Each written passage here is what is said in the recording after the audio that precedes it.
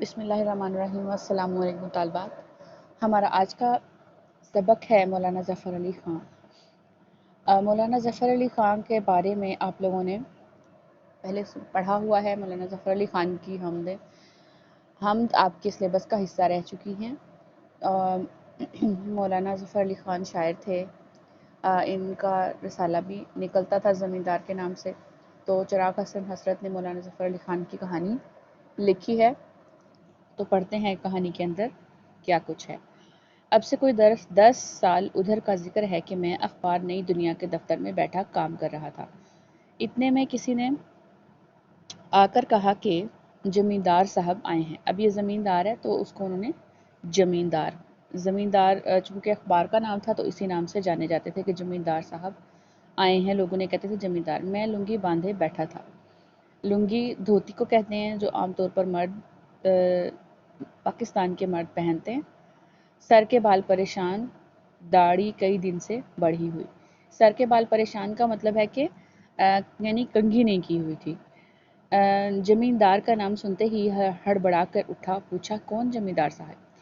وہ بیچارہ کچھ کہنے نہ پایا تھا کہ مولانا شائق احمد عثمانی آئے اور کہنے لگے، بھائی مولانا ظفر علی خان آئے ہیں۔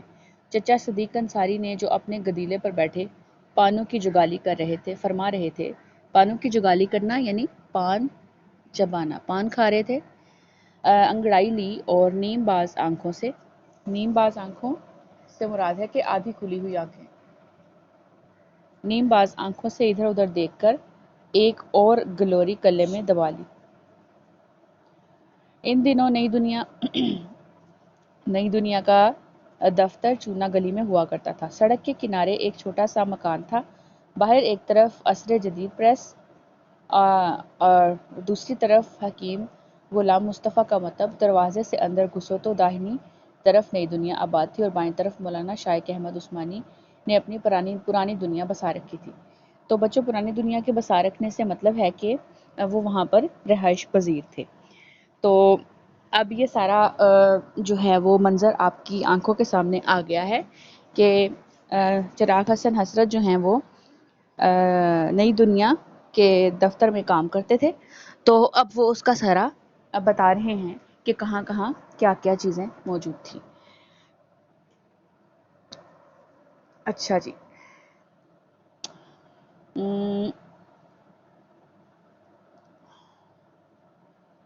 جی اور بائیں طرف شائق احمد عثمانی نے اپنی پرانی دنیا بسا رکھی تھی، یعنی اپنے اہل و عیال اور عربی کی بھاری بھرکم کتابوں سمیت رہتے تھے۔ میں اس نئی دنیا کا کولمبس تھا۔ اچھا کہہ رہے میں اس نئی دنیا کا کولمبس تھا اور مقالہ افتتاحیہ کے جہاز کے ساتھ ساتھ فقاہات کی کشتی بھی چلاتا تھا، یعنی کہ مزاحیہ کالم بھی لکھتا تھا اور اس کے ساتھ ساتھ جو اخبار کا جو رسالے کا افتتاحیہ ہوتا ہے وہ لکھا کرتے تھے۔ یعنی اپنے آپ کو انہوں نے کہا ہے کہ میں اس کا کولمبس تھا۔ وہاں پہ وضاحت بھی لکھی ہوئی ہے، نیچے آپ دیکھ سکتے ہیں۔ افسوس کہ یہ محفل سال بھر کے اندر درہم بھرم ہو گئی۔ نہ نئی دنیا رہی، نہ پرانی دنیا، رہے نام اللہ کا۔ تھوڑی دیر میں مولانا ظفر علی خان کھٹ کھٹ کرتے تشریف لائے۔ میں نے انہیں اس سے پہلے نہیں دیکھا تھا۔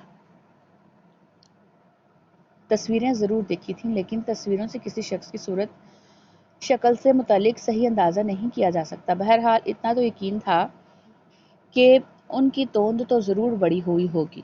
توند بڑی ہونا یعنی ان کا پیٹ کافی موٹا ہوگا۔ آخر جب معمولی کارکنوں کا کبا شکم گنبد فلک سے ہمسری کرتا ہے تو مولانا ظفر علی خان کو، جنہیں آل انڈیا لیڈر کی حیثیت حاصل ہے، ایک عدد گرانڈیل توند کا مالک ہونا چاہیے۔ لیکن انہیں دیکھ کر سخت مایوسی ہوئی۔ بچوں، اب کیا ہوتا ہے کہ ہمارے ہاں جو لیڈرز ہوتے ہیں عموماً ان کے پیٹ بڑے ہوئے ہوتے ہیں، خاصے موٹے ہوتے ہیں، تو انہوں نے یہ سوچا ہوا تھا کہ مولانا بھی ایسے ہی موٹے ہوں گے، لیکن ایسا نہیں ہوا، تو ان کو خاصی مایوسی ہوئی۔ غرض مولانا تشریف لائے اور آتے ہی سائمن کمیشن، ہندوستان کی جدید اصلاحات، راؤنڈ ٹیبل کانفرنس اور کامل آزادی کا قصہ چھیڑ دیا۔ مولانا شائق احمد عثمانی ان دنوں کانگریس سے باغی ہو چکے تھے اور سائمن کمیشن سے تعاون کے حامی تھے۔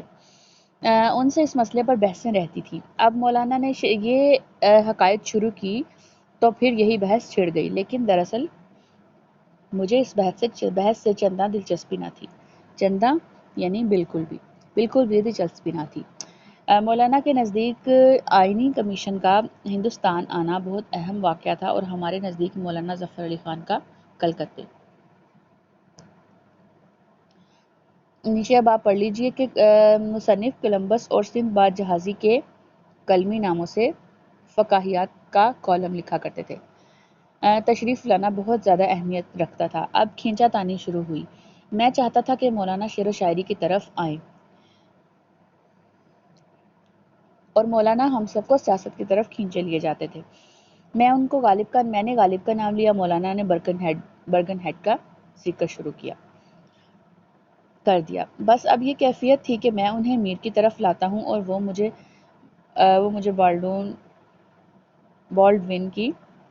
ہالڈون کی طرف لیے جاتے ہیں۔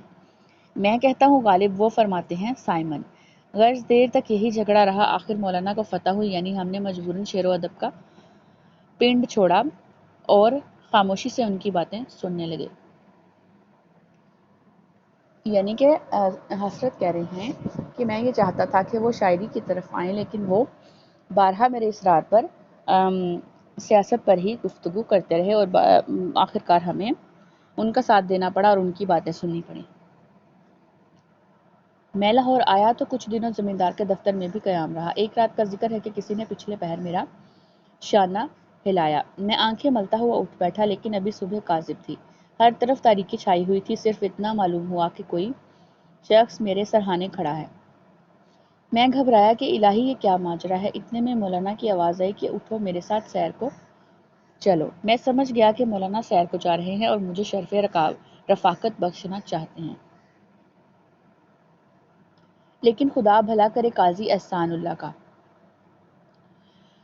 انہوں نے مجھے پہلے ہی بتا رکھا تھا کہ اگر مولانا تمہیں اپنے ساتھ سیر کو جانے کو کہیں تو ہرگز نہ جائیو۔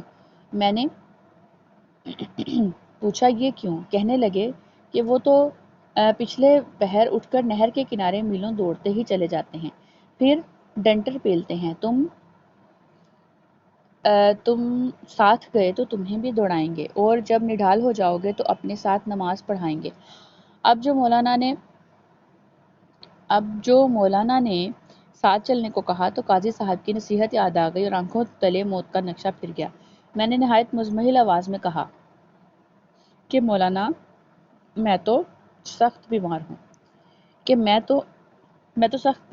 رات بخار ہو گیا تھا، اب سر میں سخت درد ہے، پیٹ میں بھی درد ہو رہا ہے، غالباً تولنج ہے۔ مجھے پہلے بھی یہ مرض ہو چکا ہے۔ ہائے اللہ! یہ کہہ کر میں نے آنکھیں بند کر لیں۔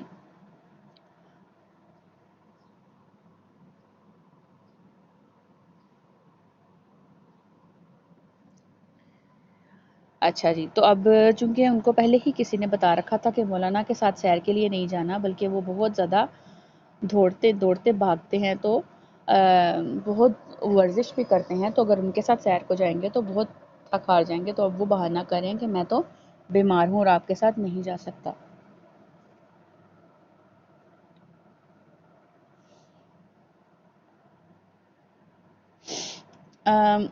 یہ تدبیر کارگر ہوئی۔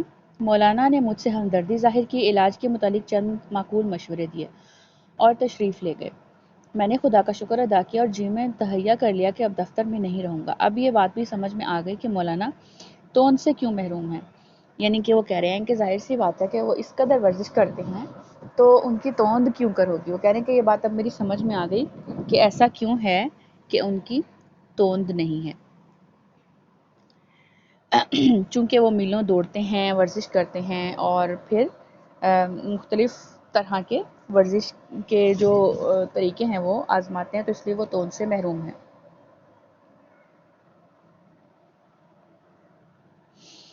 آگے چل کر معلوم ہوا کہ انہیں صرف دوڑنے اور ڈنٹر پیلنے کا شوق ہی نہیں، مقدر بھی ہلاتے ہیں۔ نیزہ بازی اور شہ سواری میں بھی برق ہیں۔ برق ہونا یعنی ماہر ہونا، پیراکی اور کشتی گیری میں بھی بند نہیں۔ نشانہ بھی اچھا لگا لیتے ہیں۔ حیدرآباد کی ملازمت کے زمانے میں کچھ دن فوج میں بھی رہے۔ یہ قصہ عجیب ہے۔ سپاہی نیزہ بازی کے کرتب دکھا رہے تھے، ان کی بھی طبیعت لہرائی۔ گھوڑے پر سوار ہو کر نیزہ تانا اور آن کی آن میں میخ اکھیڑ دی۔ میخ اکھیڑنا بچوں، زمین میں ایک میخ سی لگائی جاتی ہے، جس کو آپ لکڑی کی کیل کہہ سکتے ہیں یا لوہے کی۔ تو جب بھی مشق کر رہے ہوتے ہیں نشانہ باز، تو وہ اس میخ کو اکھاڑتے ہیں نشانے سے۔ اس میں نشانہ ایسی جگہ باندھنا ہوتا ہے کہ میخ جو ہے وہ اکھڑ جائے اور نشانے کا پتہ چل جائے کہ آپ کا نشانہ کتنا صحیح ہے۔ ہر طرف سے تحسین و آفرین کا غلغلہ ہونا، شور ہونا، اور ان کی خدمات فوج کے سیغے میں منتقل کر دی گئیں، لیکن افسر الملک سے نبھا نہ ہو سکا، اس لیے استعفیٰ دے دیا۔ ایک مرتبہ ایک صاحب کہنے لگے کہ مولانا ظفر علی خان زبان اور محاورے کے استاد ہیں، اشعار کی بندش خوب ہوتی ہے، لیکن ان کے ہاں حقیقی شاعری بہت کم ہے۔ میں نے کہا کہ ذرا بحیرہ کلزم اور لندن کی ایک صبح رامائن کا ایک سین پڑھ کر دیکھیے۔ کہنے لگے میں نے تو یہ نظمیں نہیں پڑھیں، لیکن مولانا کے اشعار سے معلوم ہوتا ہے کہ ان کا قلب عشق و محبت کے لطیف جذبات سے خالی ہے۔ میں نے گفتگو کا پہلو بدل کر شعر خوانی شروع کر دی۔ یعنی کہہ رہے ہیں کہ میں نے گفتگو بدل کر شعر کہنا شروع کر دیا۔ پہلے فارسی کے ایک دو شعر سنائے، جب وہ جھومنے لگے تو شاد کا یہ شعر پڑھا۔ دیکھا کیے وہ مست نگاہوں سے بار بار، جب تک شراب آئی کئی دور ہو گئے۔ یعنی کہ محبوب مست نگاہوں سے دیکھتا رہا، شراب آنے سے پہلے ہی شراب کے کئی دور ہو گئے، یوں محسوس ہوا جیسے نشہ بہت چڑھ چکا ہے شراب آنے سے پیشتر ہی۔ انہوں نے 2-3 مرتبہ یہ شعر پڑھوایا۔ میں نے پھر کہا، سلیقہ مے کشی کا ہو تو کر سکتی ہے محفل میں نگاہ مست ساقی مفلسی کا اعتبار اب بھی۔ یعنی مے کشی کا طریقہ ہو تو محفل میں جو ساقی کی نگاہ ہے وہ مفلسی کا اعتبار کر سکتی ہے اب بھی۔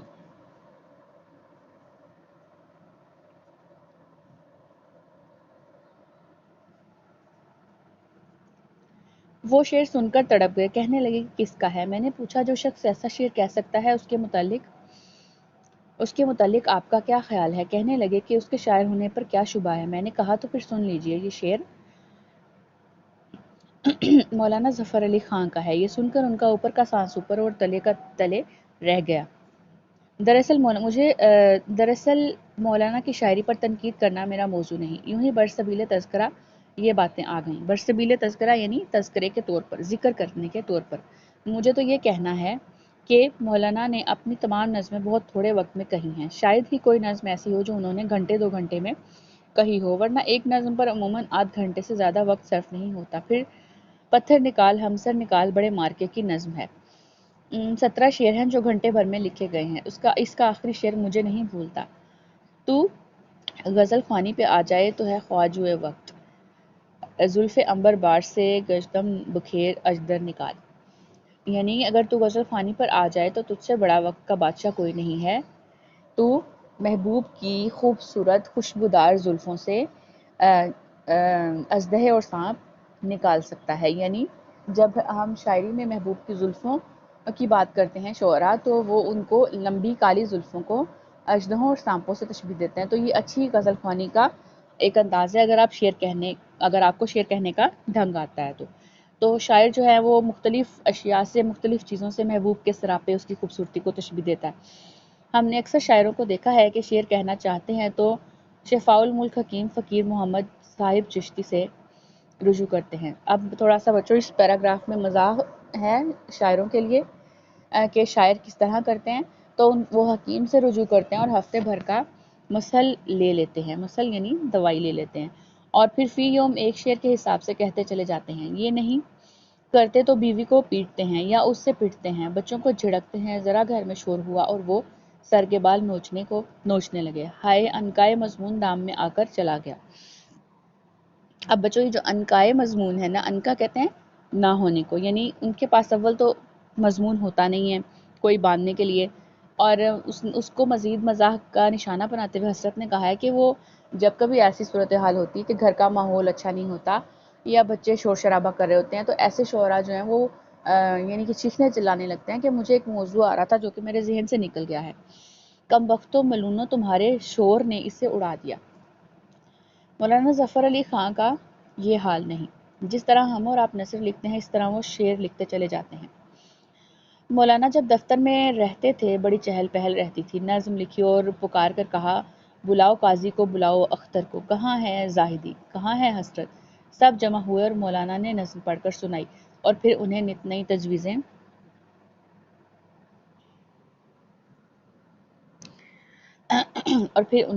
نئی تجویزیں سوچتی رہتی تھی جو 2-3 دن کے چرچے میں غائب غلہ ہو جاتی تھی۔ ہم میں سے کوئی اچھا شعر کہتا یا کوئی اچھا مضمون لکھتا تو تعریف کر کے دل بڑھاتے اور انعام بھی دیتے۔ ایک مرتبہ راکم نے یعنی خود اپنی بات کریں کہ میں نے یعنی کہ فقاہیات لکھے، بہت خوش ہوئے، بٹوا نکال کر دے دیا اور کہنے لگے کہ اس میں جو کچھ ہے لے لو، لیکن اکثر لوگ پھر بھی دعائیں مانگتے رہتے تھے کہ اللہ کرے مولانا کہیں دور چلے جائیں، اور عموماً یہ دعائیں قبول ہی ہوتی تھی۔ اصل میں مولانا کو اخبار کی زبان اور کتابت کی صحت کا بڑا خیال رہتا تھا۔ اب چونکہ زمیندار رسالہ نکالتے تھے، اخبار زمیندار نکالتے تھے تو انہیں اس کا بڑا خیال رہتا تھا۔ کاتبوں کی جان الگ آفت میں، ایڈیٹر الگ مصیبت میں مبتلا۔ جب تک مولانا دفتر میں ہیں غول گپاڑا مچا ہوا ہے، جوں ہی کاپی پر نظر پڑی شور مچ گیا۔ ارے یہ کیا کیا، یہ عبارت تو بالکل مہمل ہے، اس مراسلے کی تصحیح نہیں ہوئی، یوں ہی کاتب کو دے دیا گیا ہے۔ خبروں کی عبارت چست نہیں، کتابت کی غلطیاں تو دیکھو، ایک کالم میں 50 غلطیاں، اور کتابت کیسی عجیب ہوئی ہے، کوئی دائرہ بھی تو صحیح نہیں، غضب خدا کا، قرآن کی آیت غلط لکھ دی، اتنا خیال نہ آیا کہ کلام الہی ہے، ستیہ ناس کر دیا اخبار کا، ان تمام کاپیوں کو جلا دو، از سر نو اخبار مرتب نہیں ہو سکتا، اعلان کر دو کہ کل اخبار نہیں نکلے گا، بلاؤ اختر کو، اختر کہاں ہے، کہاں ہے قاضی، قاضی بند کر دو جی اخبار کو، بند کر دو، میں یوں اخبار نہیں نکالنا چاہتا۔ مردم دیدہ سے بچو یہ کہانی لی گئی تھی جو مولانا ظفر علی خان کی شخصیت کے متعلق تھی، اور آخری پیراگراف میں حسرت نے بیان کیا ہے کہ وہ اپنے اخبار کے بارے میں کتنے سنجیدہ تھے، یعنی ان کو عبارت کی غلطیاں اور پھر اس کے علاوہ چھپائی کی غلطیاں، کسی بھی قسم کی کوئی بھی غلطی ہوتی تھی تو وہ اس کی اخبار کی نوک پلک بڑے اچھے طریقے سے سنوارنا چاہتے تھے، اور وہ کہتے تھے کہ یہ غلطی کیوں کر ہو گئی۔ تو مولانا ظفر علی خان جہاں پہ اچھے شاعر تھے، وہاں پر ایک بہت ہی زیادہ جس کو آپ کہہ سکتے ہیں کہ دلکش شخصیت کے مالک تھے۔ ورزش کرنا ان کی زندگی کا خاصہ تھا، اس کے ساتھ ساتھ شاعری بہترین کرتے تھے، اور پھر اس کے علاوہ سیاست میں آپ نے دیکھا کہ سیاست کے حوالے سے بھی پرمغز گفتگو کرتے تھے اور ایک بہت اچھے لیڈر تھے۔ تو حسرت نے ان کے بارے میں یہ کہانی لکھی ہے کہ جس میں انہوں نے مولانا کی شخصیت پر بات کی ہے کہ مولانا کیسے تھے۔